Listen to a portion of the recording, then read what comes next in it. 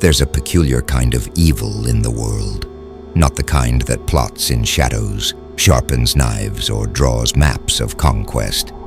No, this one smiles. It laughs with the crowd. It shakes your hand. It repeats what it hears. And it never, ever stops to think.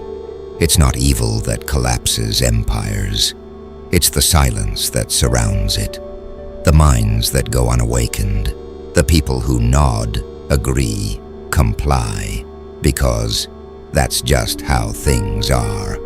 And in the ruins of the 20th century, one man stared this monster in the eye and said what few dared to admit. Stupidity is a more dangerous enemy of the good than malice. Dietrich Bonhoeffer, not the villain, not the dictator, not the demon in the dark, but the ordinary fool who refuses to see. This is not a video about intelligence. It's about the courage to think. And why, in the absence of that courage, the world begins to rot, quietly, invisibly, until it's too late. Have you ever felt like you're surrounded by people, but completely alone in your thoughts? Have you ever looked at a rule, a decision, a trend, a belief, and thought, this makes no sense? Why is nobody saying anything? You feel like you're screaming underwater. You try to explain, to share, to awaken someone, anyone, but all you get back are blank stares, shrugs, maybe even laughter. Not malice, not hatred, just a lack of thought. And something inside you breaks. Not all at once, but slowly. Like a candle flickering in a room where nobody notices the dark creeping in. Because what you're really experiencing is not ignorance. It's not disagreement. It's mental abandonment. The moment when a person stops asking why and starts living on autopilot. That's the heartbreak. That's the silence Bonhoeffer was talking about. And you're not wrong to feel it. You're not crazy to notice. You're just awake. And in times like these, that's the rarest thing you can be. Let me tell you about the man who first warned us. Dietrich Bonhoeffer was a theologian, a scholar, and one of the few moral voices that rose against Nazi Germany, not from the battlefield, but from the pulpit and the prison cell. In the face of one of history's most monstrous regimes, Bonhoeffer refused to bow. He spoke out. He resisted. He was imprisoned and eventually executed. But it wasn't Hitler he feared most. It wasn't even the SS or the propaganda or the gas chambers. It was the people, the ordinary citizens, the neighbors, the bureaucrats, the school teachers, the ones who watched it all happen and said nothing, not because they were evil, but because they had surrendered their ability to think. Bonhoeffer saw what most missed. Evil always carries within itself the germ of its own subversion, in that it leaves behind in human beings at least a sense of unease. But against stupidity, we are defenseless. Why? Because stupidity doesn't feel dangerous. It feels friendly, harmless, safe, and that's precisely why it spreads. It doesn't come with fangs or threats. It comes as groupthink, as a shared joke, a viral post, a slogan repeated 1,000 times until nobody remembers where it came from or what it really means. And Bonhoeffer's greatest fear was that most people would never even notice.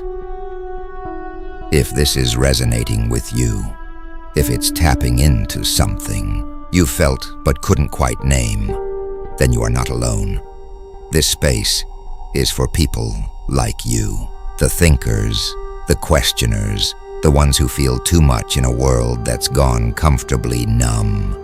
So if this speaks to you, leave a comment below. Say something honest, something real, like this video to help others find it, and subscribe if you're seeking more than noise, because this isn't just content. It's a quiet rebellion, and you are part of it.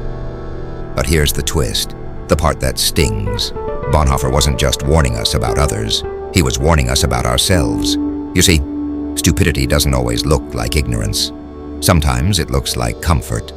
Sometimes it's the smart person who gets tired, the moral person who gives up, the good person who chooses silence. Not out of cowardice, but exhaustion, because thinking takes effort. Questioning takes courage. Standing alone is hard, and slowly, day by day, we give pieces of that up. We say, it's not my place. We say, what can I do? We say, someone else will speak up. Until one day, we don't even ask the questions anymore. That's when stupidity wins. Not through malice, but through mental sleep. You don't have to be a fool to fall into it. You just have to get tired of caring. And in a world built on noise, distraction, and fear, that's easier than we like to admit. But the moment you pause, the moment you whisper to yourself, wait, that is a victory, a quiet one, a subtle one, but a victory nonetheless. When you stop scrolling for a second and ask, why do I believe this? When you feel the pressure to conform and instead ask, who does this serve? You are pulling yourself out of the machine.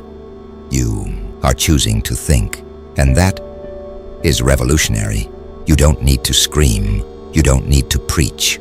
You just need to be conscious in a world that prefers you asleep, because every conscious mind is a light the darkness can't touch. Let's go deeper for a moment. Think of every tragedy in history, not just the wars, but the silent genocides, the quiet oppressions, the policies that stole lives in slow motion. They were never orchestrated by madmen alone. They were carried out by ordinary people who refused to think for themselves.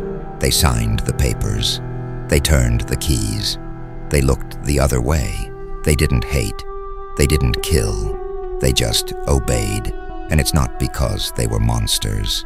It's because they were tired. Tired of doubting. Tired of resisting.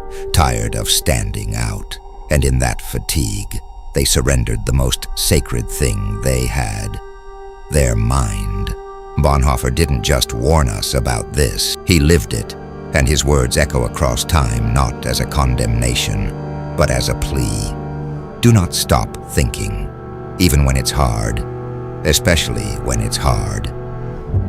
So here you are, at a crossroads, few people notice. You can follow the crowd, or you can reclaim your thoughts.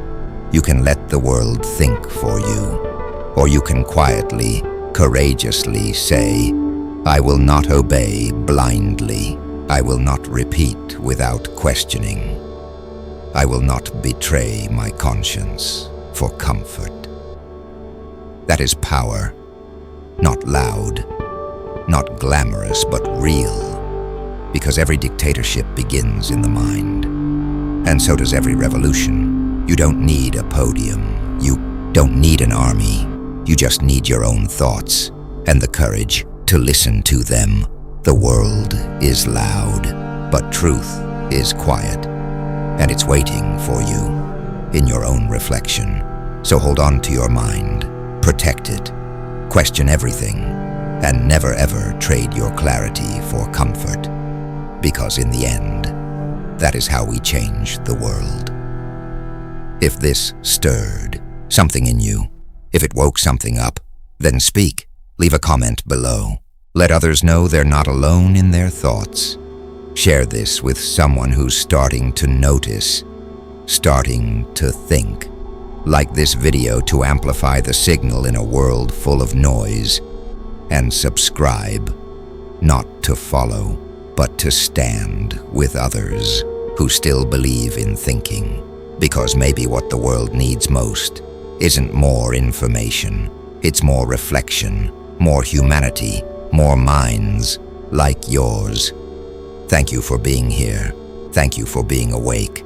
And until next time, stay thoughtful, Stay strong, stay free.